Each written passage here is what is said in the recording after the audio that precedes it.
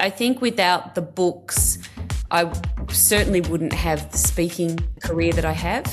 Without the books, I wouldn't have as many coaching clients. The books are such a tangible demonstration of your credibility, but they're also a very tangible demonstration of your work ethic. It demonstrates the sort of person that you are, that you get shit done. You can't underestimate the power that comes with having written that book and executed on the book. They're absolutely at the heart of my business, without question.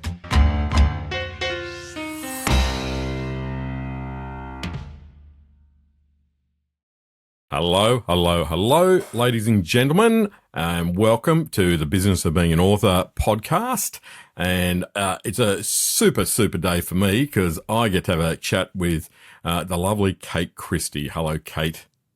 Hello, Andrew. Thank you for having me on your fabulous podcast. And we were just chuckling before because our wonderful show producer, Chris Ashmore, was saying, hey guys, just be careful you don't talk over the top of each other because, it'll cancel out a little bit, pits drop out. And Kate and I just looked at each other and kind of went, we don't know how not to do that.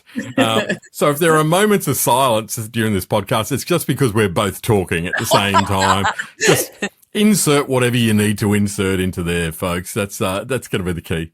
We just get excited. We want to kind of complete each other's sentences and go along and, talk on top of each other. Now, I'm going to start just very briefly to an introduction. I've known Kate for, I guess over 10, 11, 12 years now, probably longer than that. I'm going to start at the end. I'm going to start like right here. And Kate and her lovely partner have just purchased a palazzo in Sicily. And as you say, Kate, that sounds all very glam, but it's at this stage, what's it like? Well, it's been abandoned for many decades. So it really is, it's not quite at ruin stage, but one of the ceilings did completely fall down the other day. It's a fixer-upper. Yeah, that room's looking particularly poorly, but we're calling it our beach house because obviously with my visa restrictions, I can't spend more than 3 months there in 180 days at the moment. I've got a plan B for that. So it's going to be a follow the sun type of thing. Perfect. But, we may spend more and more time over there. Oh, I'm sure you will. Now, this is a long road, though. When you started out in your kind of working world, you're a lawyer. You're a lawyer for 20 years and in employment law. But then you moved in. I met you through entrepreneurial program, and you started to write books as a result of that.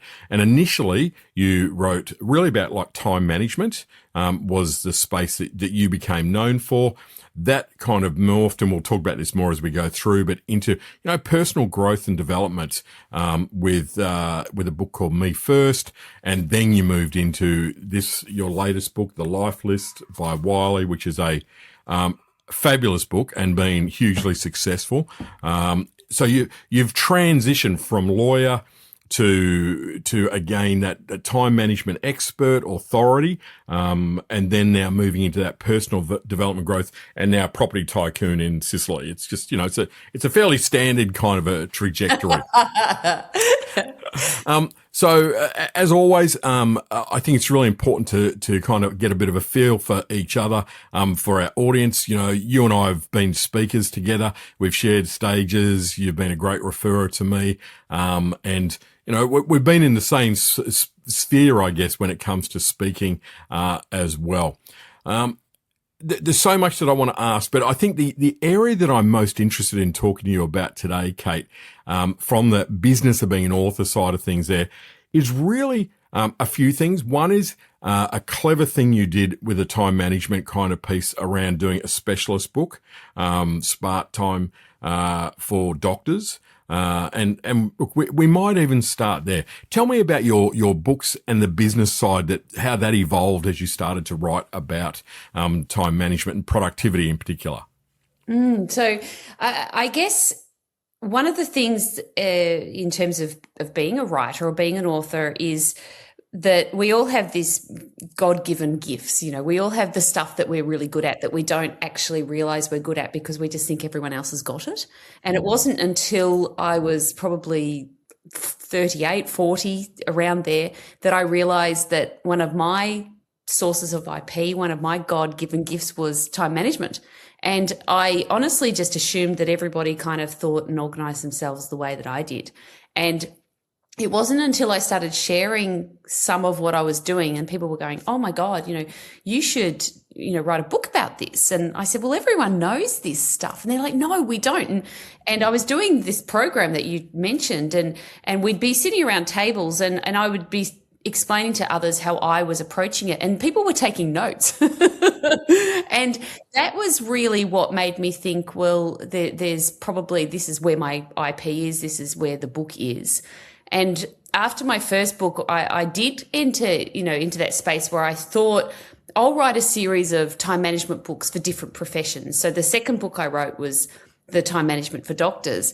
And that was a really interesting lesson for me. Oh, look at that, as a writer, because I didn't do enough research into my audience. So I had one client that I was coaching, and he was a incredible specialist, doctor in some sort of spinal surgery or something. And I helped him a lot, and he was like, you need to write a book for doctors, and I'll sponsor it, and I'll help you publish it, and I'll pay for it, and we need to read this. And so I just went, oh, great, and based on a sort of, audience recommendation of one, and went and wrote this book. And what I found was really, really interesting in two ways. Firstly, I got absolutely howled down by doctors. Lots of kind of nastiness around what would you know, you're not a doctor, and you can't make any or give us any advice on how to manage our time because you've got no idea what it's like, and a lot of that. And it really kind of was quite jarring because it was only my second book, and I was thinking that it was going to be great and I was going to try and help all these doctors, and I just got absolutely slapped. Now, that was interesting, but the other side of the coin is that it's one of my books that just continues to sell really well. So it's sort of like this twofold where I had a very loud kind of crowd saying, how dare you? And I've got this really silent crowd just quietly buying the book and reading it. But that really burned me, that experience. And so I decided not to niche so closely after that, which was, it's kind of silly because I could, but I also got a little bit bored. I sort of thought, imagine writing, smart time management for lawyers, smart time management for chefs, smart time management for kids doing year 12. And I could have done that, but I just thought, God, this is going to bore me to tears. That's the piece though, isn't it? Because I think your strategy was great, to do that. But yeah, very interesting. And thank you for being so open about that, because most people would probably go, yeah, it worked. It was great. And I did a whole pile of stuff for doctors. In true Kate Christie format, you just go, no, it was, the beginning of getting, trolled by doctors, which is not something you really necessarily expect to happen. But what was really interesting, I think, about that as well, is the fact that, it's hard to navigate changes in genre. And I think for many of us, you've got to become known for something. My first book, as you know, was about marketing. I thought, oh God, I'm going to be talking marketing till I'm 197. It wasn't until I started to write other topics that I broached and managed to get out of that area. And I think something that you've done really, really well is, whilst your productivity stuff I think is excellent, and certainly your speaking that you built around that has been incredibly well received, but you did what few authors have really able to do successfully, which is navigate from that one really topic that you're very well known for into a new topic. And I'd love you to tell us a little bit about how you managed to do that and how has that worked for you commercially. Okay, so I was reflecting on this recently, and someone asked me, please try and describe your business. Like, what's your business? What's your actual business model? And I thought about it, and I came to the conclusion that I'm honestly in the business of being me. And my business is me having solved my problems and then going out and monetizing it. So the time management piece and the whole the book sequence around productivity and time management was as a result of me kind of trying to navigate the move from being a corporate lawyer into running a business at home and being a stay-home mum. And my first book was about how professional women could manage their careers and their children and time management. And that was because that was the problem I was facing at the time. And then when I moved into Me First, it was more around, well, now that my kids are kind of teenagers and they're kind of getting along with their own lives, and I'm climbing my business ladder and my peers are climbing the corporate ladder, how do we kind of see ourselves as working women? And then from there, after losing my ex-husband and thinking, well, life's too short and I need to redesign my life and my approach and my attitude to life, and I've got my time under control. Now, what do I do with my time? That's when I then wrote about the life list. So the strategy, for want of a better term, has really been just me being in the business of being me. But at the same time, I've layered that with, particularly with the life list, was very strategic in terms of how do I want to live my life going forward. And I want to be able to write about having these adventures and buying a palazzo in Sicily and hiking the Larapinta and learning to surf as a 52-year-old, and all of these experiences that I want to do. I've talked about in the life list, which strategically then allows me to do those things, write about them, talk about them, so they become tax deductible. And along the way, I think I've mentioned to you earlier, I've sort of become this accidental influencer for midlife women without even deliberately trying to do that. But now I have had to alter my business strategy to meet that need as well. Interesting. And that's, I think I've heard you talk about that, or we've discussed that at some stage before. Outwardly, it's not necessarily obvious that there's that path, but as you describe it, it does actually kind of make sense. And it makes great sense, in going, well, okay, yeah, what do you do with the time now that you've got it? Well, you live a richer, fuller kind of life. But now I also then need to build my business, around that. And I think I love the way that you have done that, Kate. You have done it, in my views, very, very smart, every step of the way. From the productivity type of thing is a easier solve from a speaking, and everyone needs it, and it was huge. But I think the fact that you kind of honored yourself there too is a really important message, because I think if you were writing all of those books about time management, for boilers, butchers, candlestick makers, etc., it would start to reflect in it that your heart wasn't in it. I'm not there. My business of being an author really relates to my own personal life journey, where I'm at, what I'm doing. And I think that that's such a wise and such a smart way to have approached it. How has the shift gone for you commercially? Was it easier when you were doing, selling speaking or selling coaching or whatever products were? Was it easier with productivity? Is it just the same as now, kind of talking about personal growth and development? How does that look?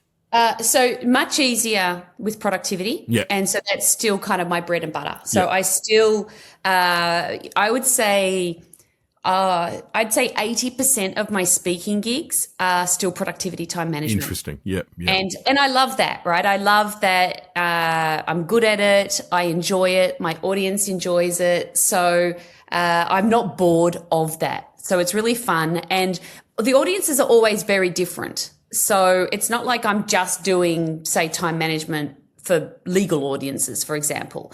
So it's much easier to sell into that productivity outcome, because you have audiences from everything from small business right to large corporates to membership groups and so forth. The life list kind of design your life, midlife, upgrade era kind of woman piece is still evolving. I do get speaking gigs on it. More and more I'm picking up coaching clients for it, which has been very interesting, and I'm enjoying that a lot. The social media side is definitely mostly about that. I don't do social media about the productivity side. So it's almost like I have these two kind of businesses operating in tandem. A lot of my clients who I coach come to me initially for time management productivity coaching. And once we get that foundation right, we then design their life on top of it.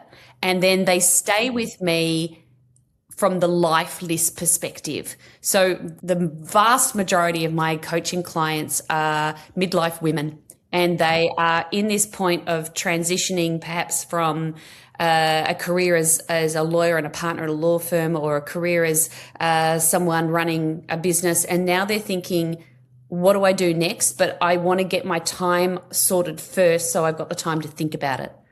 So it does make sense, the way the journey evolves, and it allows me to kind of continue to play in both spaces. Yeah, I love that. And you're right, it does make sense. And it also just extends that product offering from the point of view that you have a longer life for people. Because realistically, someone gets more productive, they reach that stage, there's probably a finish, where you go, okay, well, now I'm productive and I've addressed a lot of those issues. See you later. Whereas the opportunity now to extend that on into them with their life list and whatever other parts are probably still to come. Of course, everyone who you coach is going to be buying a palazzo in Sicily. That's the next part of, that puzzle, of course.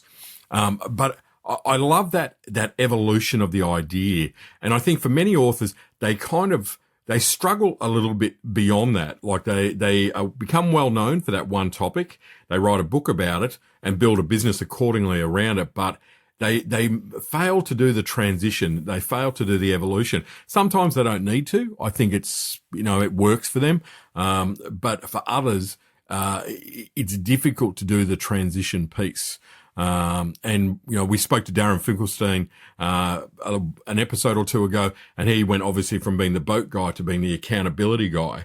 And he made that transition really, very well. So, for me, it's really interesting and engaging to see, an author like yourself doing that. I think probably the question I'd like to throw in there is, with those various different, incarnations of you, or that evolution rather, is like, what role do you feel the books that you've written have actually played from a tangible point of view? Oh, they're, pivotal. They're absolutely central to what I've done. I think without the books, I certainly wouldn't have the speaking career that I have. Without the books, I wouldn't have as many coaching clients. I think that the books are such a tangible demonstration of your credibility. But they're also a very tangible demonstration of your work ethic. It's not easy to write a book and to sell a book. It's really hard to sell a book. We all have these sort of images of, well, imagine if the MCG was full and every single person at the MCG bought my book. And it just doesn't work that way. Your book might be priced at $26. I cannot tell you how hard it is to have someone part with those $26. It's not easy. So I think that the fact that you have a book or 4 books or 5 books or 13 or 14 as you have, it demonstrates the sort of person that you are, that you get shit done, that you have that mindset where you are able to take yourself from a point A to point B. It's not just fluff and nonsense. So, you can't underestimate the power that comes with having written that book and executed on the book. And so they're absolutely at the heart of my business, without question. The other thing, though, I think that you can't just jump into writing a book thinking, oh, well, I'm going to build a business around it and this is going to solve all of my problems. You have to be phenomenally strategic with how the book fits into your business model and how you're going to leverage your book within the business model. And there was a point in time, probably after I wrote maybe my first or second book, I'm not sure when it was, where I sat down and I probably spent a good 6 months trying to make the decision as to whether or not I wanted to have a lifestyle business or I wanted to scale my business. And it was like, do I want to grow? Do I want to make this a franchise? Do I want to bring a heap of coaches under me? Do I want to, get a trademark on these frameworks? Do I want all of that, or do I want to have a business that literally helps support and funds the lifestyle I want to lead. And so that was a really pivotal moment for me over the course of at least 6 months in making that decision. And the books factor into that because writing a book's really hard work. And, I recently was approached by a very well-known publishing company, and they pitched to me about writing a book about the Palazzo. And they wanted it to sort of be a hybrid kind of coffee table book with a little bit more, soul in it. And it was interesting because I had to then look through that lens of, is this a lifestyle business or is this a scalable business? And what's in it for me in doing this book? And maybe 12, 18 months, 3 years ago, I would have just jumped at that opportunity because I think it's a real sort of vanity project. And look at me, I've got a coffee table book, but it does not fit into the life I want to lead right now. And I know how much work goes into writing a book. And I thought, this isn't the right book for me. And it was quite a profound moment within my business to actually turn that offer down. Good on you. I love that. I love that. And I mean, even though we worked together for a long time, I'm not sure if I really realized just how strategic you actually are in this. I know obviously you are, but even that is such a great example of does it align with where I'm going, what I want to do? Because I think the vanity side of writing books and publishing overall is hugely appealing for many of us. But if you want to make a business out of this, you got to kind of ask far better questions. You got to be, tougher about that stuff. Very few people would turn down something like that. But I admire you even the more for actually having the courage to do that. When you're right, how much work would it be? And you're already renovating a freaking palazzo. This will be a project that's as big as that. Coffee table books in there to what end? And exactly. What's in it for me apart from the vanity? And I explained, I had a very frank discussion with them, and I said, listen, the 5 books I've written have been very deliberate. They've been an opportunity for me to, as Andrew, as you always say, it's your business card on steroids. And those 5 books were very strategic. They got me coaching clients. They got me speaking gigs. And I said, I can't see how this type of book fits into that business model for me. Mm-hmm. And the amount of work you would have to do for the return, if you made 30 or 40 grand out, which would be a lot, assuming it sold, and I'm sure it would sell well, but you turn around and go, but I've got to kind of give up a year, almost to write. I mean, coffee table books, it's a few captions. They're very, very, very difficult books to make successful and to work in overall. But a nice little segue there though too, because you did start with self-publishing way back when, and your last 1 or 2 books were with Wiley. Yes. So you made that transition from self-publishing to traditional publishing. And my view is a little bit now that once you're established as an author and you've got traditional publishing, you self-publish, you move in and out of those spaces depending on what the strategy is for your book and what you want it to achieve. What's your thinking around that? Would you go back to self-publishing if it was an option? Are you going to stick with traditional publishers from now? Have you thought about that? Yeah, I do think about it. And the first book I published with Wiley was really just an experiment for me because the first 3 books had done well enough. You don't publish a book to be a J.K. Rowling or a Stephen King or anyone like that. You're not going to make money out of selling the actual book. It's the business model that supports that, the speaking and the coaching. And so I did the published book because I just wanted to see if it made a difference, in terms of the reach and the global reach and so on and so forth. And it was it was an interesting exercise. Again, you don't actually make money from the book. It's been great. I think it's always useful to have the publisher's name on the book with you because, again, it lends and adds credibility. I don't know whether it adds that much more of a difference once you're an established author, speaker, coach. I think that part of that kind of played into my decision making with that book, the coffee table book.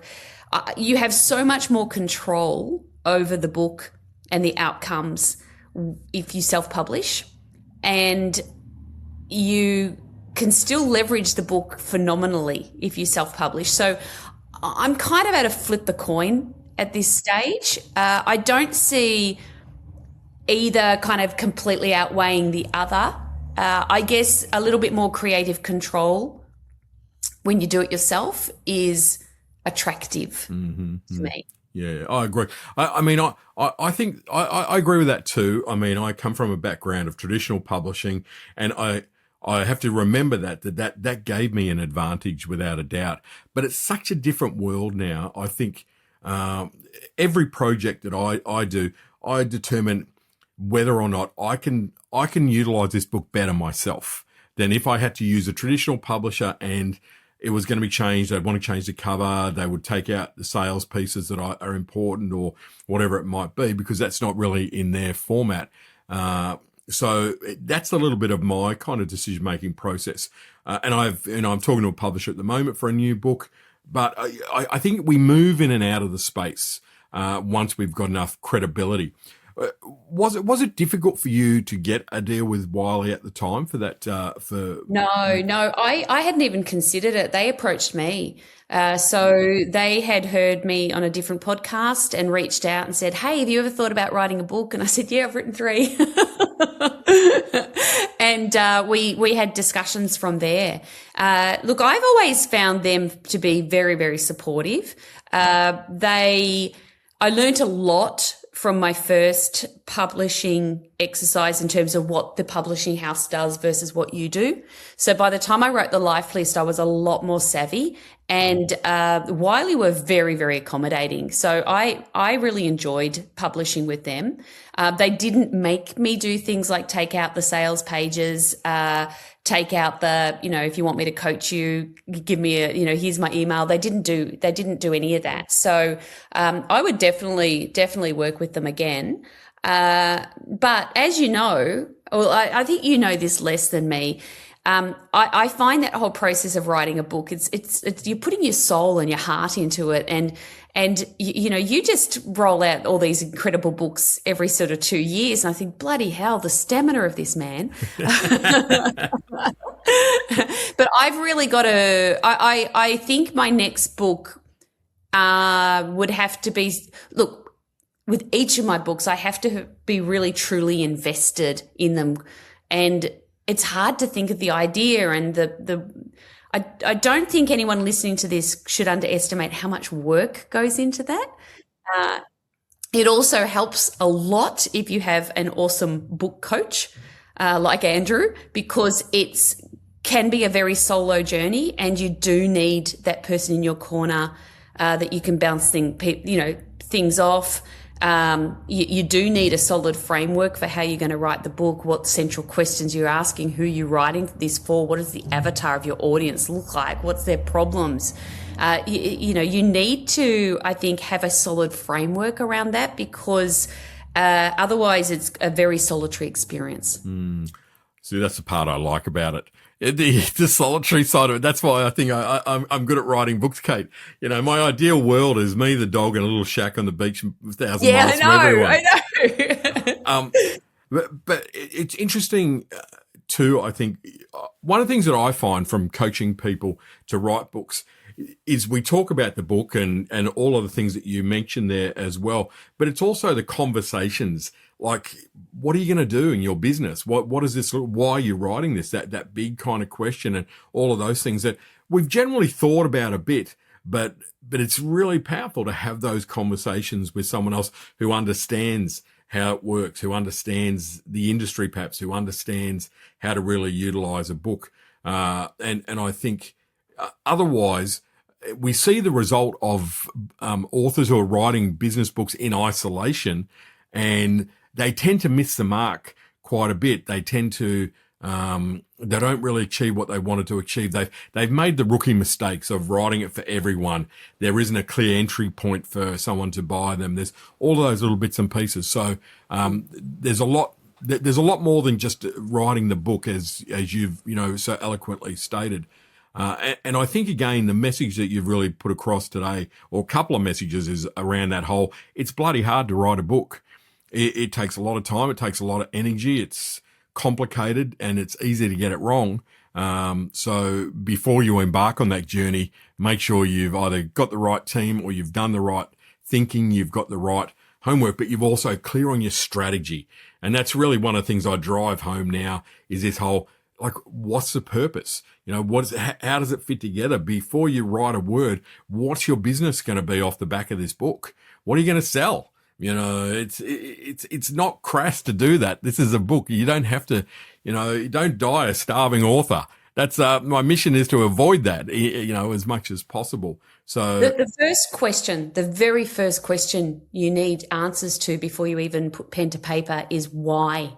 Why am I writing this? What's the business purpose for this? Now, there may not be a business purpose. Maybe it's, I just want to share my words. Okay, do it. That's awesome, but you're not going to make money out of that. If you want to make it, if it's a business book, you have to have the strategy. How does this fit in? And it's the linchpin, right? So make sure you do it right. Yeah. And that's my last question, is, if someone right now is thinking about building a meaningful business around their expertise in their book, what would you encourage them to think about first? That. Absolutely that. How does it fit in? What problem am I solving? But how am I going to leverage this? Do I want to be a speaker? Do I want to be a coach? Do I want to get lots of media? What's the very purpose I'm doing this for? So that you don't put an enormous amount of effort and a year of your life into something that doesn't actually achieve the outcomes that you could possibly have achieved with the book. And we both see it. Like, we both kind of move in this world now where a lot of our friends and colleagues do write, and you do see the misses as well. And it's sad. My heart aches for people when they don't get the leverage from the book that they hoped that they would get. But that's why you've got to do all that work up front. Why am I doing this? What am I wanting to achieve? Then things like, what will my marketing campaign look like? How much time am I going to invest in this? I've always sort of thought of it as each book having kind of like a 3-year runway, if you like, in terms of getting it out to market and then leveraging it. And if you do that well, it goes longer. My second book, I'm still doing corporate programs on that. And that's, 10 years down the track. And that's been, of all my books, that's probably the one that's made me the most money. Isn't it interesting? Isn't that interesting? I think that's great, great advice. Thank you so much for where we've gone with this discussion, because that's really, you and I think exactly the same about that. And I think that your book becomes very different when you've got this clear commercial intent. How you write it, the structure, the examples you use, the position, the clarity about who it's for, all that kind of stuff can't help but make it a better book to achieve what you want it to do, as opposed to the books that you just feel well-intentioned by the author. But, I was reading one the other day. It took 5 chapters of trying to convince me of the importance of reading this book. And I'm going, dude, I've already bought it. I'm, half a page, I'm preaching to the converted, and it became a book of offer, but never getting to substance. And I go, wow, I bought it because it looked like such a great idea and such a great book that failed to take off and failed to deliver. And that was a case again of, what are you really trying to achieve in this book? There's a lack of substance. There's a lack of direction. There's a lack of strategy. And it's like, that was a shame. So I'm not going to write a better book about it. It's because it was lend itself to being such a great topic. But anyway, look, that's everything that I wanted to cover. I had piles of questions, but I think that you've answered everything in your own beautiful way. Thank you, Kate. And I'm just so grateful to you, as always, for your honesty and your openness, and I think the way that you think about this is really just so aligned to myself, and what this business of being an author is all about. This book is an amazing tool, but the the more work you do to make it amazing, the more it's going to help you to achieve. And you've done great stuff. And I also really love and admire the way that your writing and your business has evolved. And it's really honest about you, where you are in your life, what's important. It's great alignment. I've rarely seen people do that so well. You know, you're my hero when it comes to that kind of alignment piece. Do you feel like do you feel like you've achieved that? I do. I feel very proud of the work I've done, and but definitely very aligned to my life and the steps that I've taken and the things. And I think, you know, it's that they often say, you know, any good business or lots of good business is sort of arrive because the person solved a problem that they had for themselves. And then they think, oh, there might be something in it, and they monetize it. And I think that of my books, every single one of my books was a framework I designed for myself to help me in whatever I was doing at the time. And, so I do feel very aligned. And I think also the other lesson I've learned from my books and this journey is the more authentic you are. And I know it sounds lame and everyone talks about authenticity, but I really found that with my fifth book, The Life List. You know, up until then, my other books were, you know, a little vanilla in terms of who's Kate Christie and her part in all of this. They were sort of do this and, you know, it will work. Whereas The Life List, I kind of pulled the curtain back a little bit and shared what was happening in my life. And that was a phenomenal lesson for me in terms of how well received the book was, how many emails I get, messages I get thanking me for being so open and sharing. And so that was a good lesson, which perhaps would have helped me if I'd learned that earlier. But I'm grateful I did learn it when I did. And so the other thing I would say in terms of the business of being an author or being a writer is don't be afraid to share about yourself like you did in the Me Myth. I think that when people have a sense of who you are as a person, it really does help you build relationships with your readers. And with you though, it's always done authentically. And you're right. You know, I know that's that word that we kind of, it's a bit like, you know, pivot. We go authentic, but it's the best word to describe it. And I think that's a great point, around keeping that authenticity in what you're doing. I always say that I think I write the book that I need to read. And you know, wherever I am, you know, whatever was going on in my little world, it seems to be like that's my little kind of barometer that almost in some shape or form I need to get my thinking right around this, so I need to read it. So yeah, fascinating. Now, we could talk forever, but I promised I'd keep it relatively short. And we were very good. We didn't talk over each other very much. Well, we'll wait and see what Chris has to say about that. Folks, I strongly connect that you reach out, catch up with Kate Christie, www.katechristie.com.au. You're easy to find. I'll put other notes, bits and pieces here as well. But I just want to say thank you so much, Kate. I love you to bits, and I'm so grateful to you for sharing your honesty and your authenticity and just your you-ness. Thank you so much. Thank you so much. All right. Take care, everyone. Talk to you soon.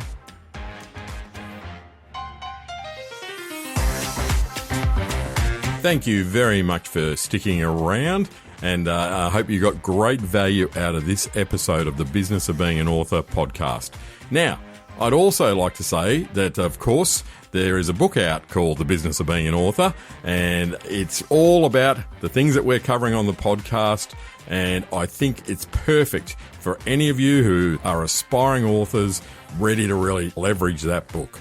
If you'd like to know more about that, you can visit www.andrewgriffiths.com or www.theauthoracademy.com.au. We'll put contact details in the show notes, and I really look forward to your company on the next episode. If you've got an idea for an author that you'd like me to interview, reach out, drop us a line. Righto, folks. Thank you.